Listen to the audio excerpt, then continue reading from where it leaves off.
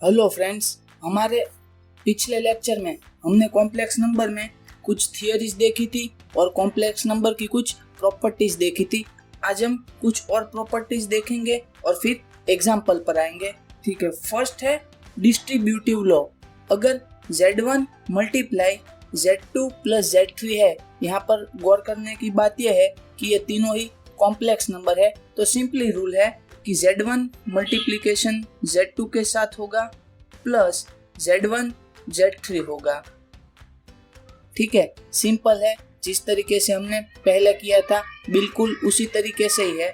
फिर देखिए Z1 plus Z2 है विथ मल्टीप्लिकेशन Z3, तो उसका क्या होगा Z1 into Z3 plus Z2 into Z3, यही होगा। अब देखते हैं मल्टीप्लिकेटिव इनवर्स। अगर कोई नंबर है, मान लीजिए कि x है, अगर उनका मल्टीप्लिकेशन 1 ओवर x के साथ होता है तो फिर ये आएगा 1। यानी कि कोई ऐसा कॉम्प्लेक्स नंबर जिसका किसी दूसरे कॉम्प्लेक्स नंबर के साथ अगर मल्टीप्लिकेशन हो और आंसर एक आए, ठीक है, मल्टीप्लिकेशन करने के बाद आंसर एक आए तो उनको बोलते हैं मल्टीप्लिकेटिव इनवर्स। ठीक है, अगर z कॉम्प्लेक्स नंबर है, z equal to a plus B I, और z1 ये z है, इसको हम उन्हीं नंबर से डिवाइड करते हैं तो फिर क्या होगा, z z कैंसिल होगा और आएगा 1। तो कहने की बात यह है कि 1 ओवर z, या फिर इसे इस तरीके से भी लिख सकते हैं z इनवर्स। ये क्या है, मल्टीप्लिकेटिव इनवर्स है। ठीक है, इसकी वैल्यू अब फाइंड करके देखते हैं। अगर z equal to a plus B I है तो फिर 1 ओवर z, या फिर लिख सकते हैं z इनवर्स, वो क्या होगा 1 divide a plus B I होगा। अब हमने पहले ही बता दिया था कि डिनोमिनेटर में कॉम्प्लेक्स नंबर नहीं हो सकता। ठीक है, यानी इनका कॉन्जुगेट के साथ मल्टीप्लाई और डिवाइड करते हैं, यानी कि a माइनस बी आई और a minus B I multiply और डिवाइड करते हैं। अब नोमिनेटर तो as it is a minus B I, denominator में देखते हैं a प्लस बी आई है, यहाँ पर a माइनस बी आई है, तो उसका क्या होगा a square minus B I square. ठीक है, अब आगे देखते हैं कि a minus B I denominator में a स्क्वायर, फिर क्या आएगा, इसका आएगा a square minus B square I square, और आई स्क्वायर यानी -1, तो ये माइनस और आई स्क्वायर का माइनस दोनों हो गए प्लस। ठीक है, तो ये यहाँ पर आएगा a square plus B square, यानी कि अगर z equal to a plus B I है तो फिर z इनवर्स क्या आएगा, a minus B I divide a square plus B square. हम इसे रियल पार्ट और कॉम्प्लेक्स पार्ट में, रियल पार्ट और इमेजिनरी पार्ट में डिवाइड करते हैं, तो ये आएगा a divide a square plus B square minus I B divide a square plus B square. ये है रियल पार्ट और ये हो गया हमारा कॉम्प्लेक्स पार्ट। अगर z कोई कॉम्प्लेक्स नंबर है जिसकी वैल्यू है a प्लस बी आई, तो फिर उसका कॉन्जुगेट क्या होगा, उसका कॉन्जुगेट होगा z bar equal to a minus B I. ठीक है, कॉन्जुगेट होगा a माइनस बी आई। अब कहने की बात यह है कि कॉन्जुगेट को हम z बार से डिनोट करते हैं। कुछ एग्जांपल देखते लेते हैं। अगर z equal to 1 plus 3i है, ठीक है, तो z बार क्या आएगा। अब नोट करने की बात यह है कि जो भी साइन चेंज होगी, ठीक है, यहाँ पर प्लस है, यहाँ पर माइनस है, गौर करने की बात यह है कि जो कोफिशिएंट i का होगा, ठीक है, यानी कि जो पार्ट इमेजिनरी होगा उनकी ही साइन चेंज होगी, जो पार्ट रियल है उनकी साइन कभी चेंज नहीं होगी। ठीक है, ये बात खास याद रखने की, गौर करने की है। देखते हैं z equal to 1 plus 3i है, तो इनका z बार आएगा 1 माइनस 3i। ठीक है, 3i एक इमेजिनरी पार्ट है तो उनकी साइन चेंज हो गई। अगर z equal to 4 minus 5i है, ठीक है, 4 रियल नंबर है और 5i है इसलिए इमेजिनरी नंबर है, तो उनका कॉन्जुगेट z बार क्या आएगा, z बार आएगा 4, ये प्लस है यहाँ पर माइनस है तो उसका क्या होगा प्लस आएगा 5i, ठीक है, यानी कि सिर्फ साइन चेंज करनी है। अब देखिए कि z इक्वल टू -3 + 2i है, ठीक है। अगर z इक्वल टू -3 + 2i है तो z बार क्या आएगा, -3 का -3 और ये +2i है उनका होगा -2i, ठीक है। देखिए यहाँ पर जो रियल पार्ट है उनकी साइन तो एज इट इज है, पर जो इमेजिनरी पार्ट है 2i तो यहाँ पर ये हो गया माइनस, ठीक है। अब देखिए z इक्वल टू -3 - 4i, ठीक है, तो इनका z बार होगा -3 का -3 और यहाँ पर -4i है उनका होगा +4i, ठीक है। यहाँ पर अच्छी तरीके से ये समझने की बात है कि जो भी पार्ट इमेजिनरी है उनकी ही साइन चेंज होगी, रियल पार्ट की साइन चेंज नहीं होगी। नेक्स्ट टॉपिक है मॉड्यूल या फिर मॉड्यूलस या फिर मोड, ठीक है। इन तीनों नाम से बुलाते हैं, मॉड्यूलस, मोड या फिर module of the complex number. अगर z है, z equal to a + bi है तो मॉड्यूलस ऑफ z, उसको मोड में डिनोट करते हैं, मोड ऑफ z वो क्या होगा, वो होगा √a² + b², ठीक है, यानी कि रियल पार्ट का स्क्वायर प्लस इमेजिनरी पार्ट का स्क्वायर और उनका स्क्वायर रूट। देखिए यहाँ पर i नहीं लेना है, ठीक है, यहाँ पर i है, i यानी ये इमेजिनरी डिनोट करता है, पर यहाँ पर i नहीं लेना है। z जो कॉम्प्लेक्स नंबर है वो आएगा कॉम्प्लेक्स सेट से, पर जो मॉड्यूलस है वो बिलोंग्स करेगा रियल नंबर से, ठीक है। कहने की बात यह है कि ये जो मॉड्यूलस ऑफ z है उसका एग्जिस्टेंस रियल नंबर में है, ठीक है, ये खास याद रखने की बात है। और दूसरी बात, मान लीजिए कि z equal to a + bi है और इसका हम कॉन्जुगेट फाइंड करें तो z बार लिखेंगे, तो z बार इक्वल टू क्या होगा, a + bi का क्या होगा, -bi होगा, ठीक है। अब हम इन दोनों का मल्टीप्लिकेशन करते हैं, z बार वो क्या होगा, a + bi, यहाँ पर आएगा a - bi, ठीक है। अब यहाँ पर देखिए a + bi है, a - bi है, तो इसका होगा a² - bi², ठीक है, इसका होगा a² - b² i² और i² क्या होगा, ये होगा -1 तो -b² और ये माइनस तो ये होगा प्लस, तो ये आएगा a² + b²। अब a² + b², यहाँ देखिए a² + b² उसका स्क्वायर रूट है, अगर दोनों साइड स्क्वायर लेते हैं तो क्या आएगा, तो ये आएगा mod z² equal to a² b², तो ये क्या आ गया, mod z²। तो ये प्रॉपर्टी बहुत खास है, बहुत काम की चीज है कि z bar equal to mod z² होता है, ठीक है। अगर हम कोई एग्जांपल लिखें, ठीक है, z इक्वल टू 1 + 2i है और इसका z बार होगा 1 - 2i, तो z बार क्या आएगा, सीधा ही 1 + 2i है, यहाँ पर 1 - 2i है, तो ये आएगा 1² + 2², ये हो गया 1 + 4, ये आया 5, ठीक है। ये बहुत खास चीज थी। अब देखते हैं पावर ऑफ i। सबसे ज्यादा इम्पोर्टेंट चीज यही है, क्योंकि एनसीईआरटी बोर्ड में और आईआईटी लेवल के बोर्ड में भी कभी कभी ऐसे एग्जाम्पल भी पूछते हैं जिनमें ये चीज काफी उपयोग होती है, काफी इस्तेमाल होती है। फर्स्ट है i⁻⁴, यानी कि i का पावर है 1। अगर i का पावर है 1 है तो हमें पता है कि i इक्वल टू √(-1), यानी -1 का स्क्वायर रूट है। उसके बाद देखते हैं i², तो i² है -1, ठीक है, दोनों साइड स्क्वायर कर दो तो ये मिलेगा, यानी i² इक्वल टू है -1। यहाँ तक तो सब कुछ ठीक है। अब आगे देखते हैं i³ i⁻3, तो इसको इस तरीके से लिख सकते हैं i² × i, ठीक है, यहाँ पर एक पावर 1 + 2 यानी ये आ गया 3। अब हमें पता है कि i² इक्वल टू -1 है और i⁻1, ठीक है, i का पावर 1, ये तो i ही रहेगा। अब i × -1 ये हो गया -i, तो ये चीज याद रखने की है कि i³ इक्वल टू -i।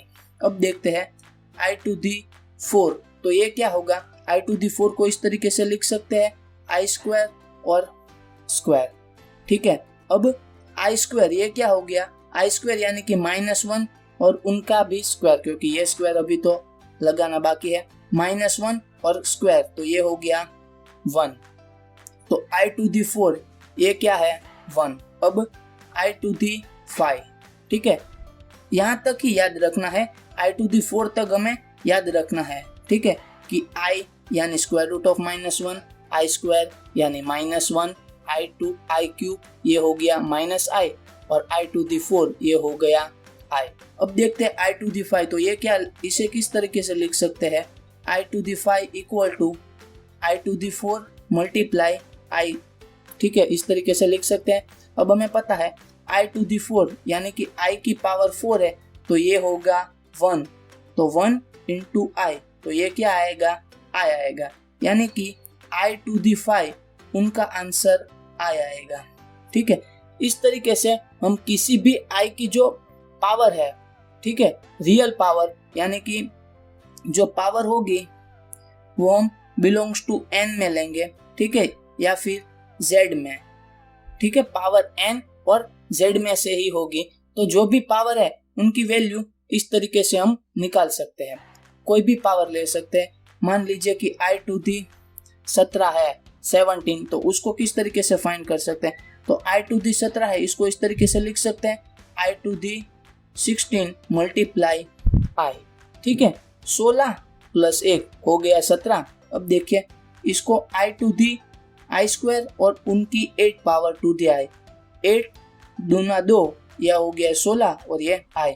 अब i² यानी -1 की 8 मल्टीप्लाई i, -1 की 8 और ये हो गया इवन नंबर है, इसलिए -1 की 8 ये हो गया 1 इंटू i, तो ये आएगा i।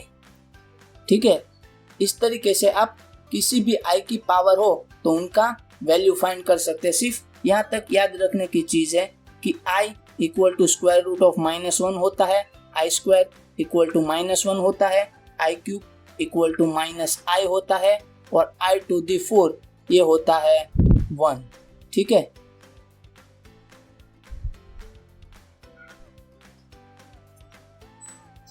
अब इन थियरीज पर कुछ एग्जाम्पल हो जाए। क्वेश्चन है i⁴ plus 1 divide i⁴ square. ठीक है, उसकी वैल्यू फाइंड करनी है। स्टेप बाय स्टेप देखते हैं। i⁴ इसको किस तरीके से लिख सकते हैं, इसको लिखा जाता है i² टू दी 8, 9 इंटू 2 वो हो गया 18 मल्टीप्लाई i। ठीक है, ये हो गया 19 प्लस यहाँ पर देखिए 1⁴, क्योंकि 25 नोमिनेटर और डिनोमिनेटर दोनों में डिस्ट्रीब्यूट होगा, तो 1⁴ वो होगा 1 डिवाइड i⁴, उसको किस तरीके से लिख सकते हैं, i² उनका 12। ठीक है, 12 इंटू 2 वो होगा 24, अभी एक i बचा है तो मल्टीप्लाई i। ठीक है, और यहाँ पर स्क्वायर अभी बाकी है तो स्क्वायर लगा दीजिए। अब i² ये होगा -1 की power 9 multiply i plus 1 divide i² ये भी होगा -1 उनकी पावर 12 मल्टीप्लाई i, यहाँ पर स्क्वायर है। ठीक है, अब देखिए i -1 है, उनकी पावर 9 है, 9 अब ऑड नंबर है तो उनका वैल्यू आएगा -1 इंटू i, या ये होगा -i प्लस 1 डिवाइड, यहाँ पर देखिए -1⁴ है, -1 की पावर 12 है और 12 इवन नंबर है, यानी कि ये होगा 1, तो 1 इंटू i, तो ये आएगा i। अब i है तो हम मल्टीप्लाई और डिवाइड i से करेंगे। ठीक है, यानी कि नोमिनेटर में और डिनोमिनेटर में i से मल्टीप्लाई और डिवाइड करेंगे। यहाँ पर स्क्वायर तो अभी भी है। आगे देखिए -i प्लस i और डिनोमिनेटर में देखिए i इंटू i, यानी कि i² और i² का वैल्यू होता है -1, तो यहाँ पर लिखिए -1 और यहाँ पर स्क्वायर अभी भी बचा है। अब देखिए -1 और यहाँ पर है प्लस, तो ये प्लस माइनस माइनस होगा, -r -i और ये -i, तो ये होगा -2i और स्क्वायर। ठीक है, अब देखिए -2 का स्क्वायर ये होगा 4 और i का स्क्वायर ये होगा i स्क्वायर, 4 का 4 और i स्क्वायर यानी कि -1, तो 4 इंटू -1 तो ये होगा -4। ठीक है, नेक्स्ट क्वेश्चन है, देखिए i to the 1 plus i square plus i cube plus i to the 4 plus up to i to the 1000, यानी कि i की 1 पावर से लेकर i की 1000 पावर तक है। बहुत खास एग्जांपल है, कई बार एनसीईआरटी बोर्ड में कई बार पूछा चुका है, इक्वेशन कई बार आ गया है। अब देखिए i की 1 ये होगा i, ठीक है, या फिर देखिए i स्क्वायर ये होगा -1, उसके बाद i क्यूब ये होगा -i, फिर i टू दी 4 ये होगा i। ये 4 चीज हमें पता होनी चाहिए। ठीक है, इसको याद कर लो, काफी एग्जांपल करने में आसानी होगी। उसके बाद देखिए i टू दी 5, तो ये क्या होगा, i to the 4 multiply i, तो i टू दी 4 ये क्या है, i टू दी 4 होता है 1, तो 1 मल्टीप्लाई i यानी कि ये होगा i, तो i टू दी 5 ये क्या होगा, i होगा। उसके बाद देखिए i टू दी 6, तो i टू दी 6 को किस तरीके से लिख सकते हैं, i to the 4 multiply i to the 2। अब i टू दी 4 वो होता है 1 और i स्क्वायर ये होता है -1, 1 इंटू -1 ये हो गया -1। ठीक है, i टू दी 6 ये हो गया -1। अब देखिए i टू दी 7, तो ये क्या होगा, i टू दी 7 यानी कि i to the 4 multiply i cube. ठीक है, अब i टू दी 4 ये क्या है, 1 है, और i क्यूब ये क्या है, देखिए -i है, तो 1 इंटू -i तो ये हो गया -i। उसके बाद देखिए i टू दी 8, तो i स्क्वायर है उसकी पावर 4, इस तरीके से लिख सकते हैं। अब i स्क्वायर यानी कि -1 टू दी 4, -1 की पावर 4 है, तो ये ऑफ कोर्स 1 ही आएगा।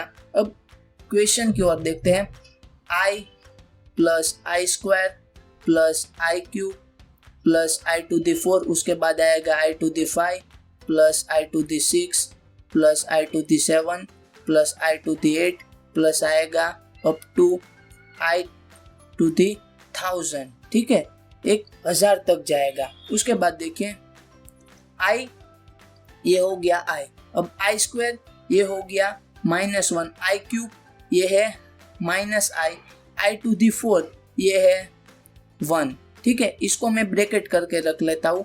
उसके बाद है 5, i टू दी 5 वो है i टू दी 5 यानी कि i।